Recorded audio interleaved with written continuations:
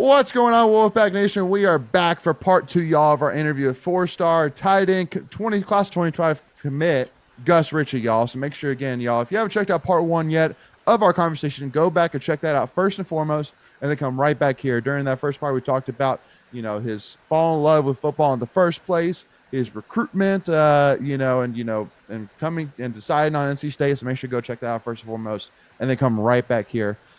So Gus, one of the things which, just to kind of, that I thought was really interesting for sure, just to kind of add on to your point was, when UNC had come out with an article, I think it was for Inside Carolina that you committed, it said UNC adds in-state defensive lineman Gus Ritchey. And then when NC State committed, it said 4-star tight end Gus Ritchey flips from UNC to NC State. So I thought it was interesting that, even just like the articles like really went home to your point that there's no doubt that UNC was team defensive end and NC State was definitely team tight end for sure. But so one guy which I wanted to ask you about, because definitely watching you in person, it made me think a lot. Have you ever watched George Bryan before? Sounds very familiar. No? Okay, yeah. It sounds very familiar. Yeah. I might have. It sounds very familiar.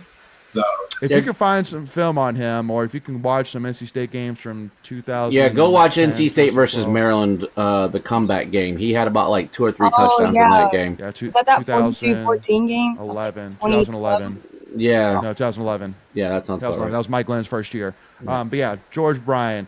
I see a lot of you and him. Very shifty.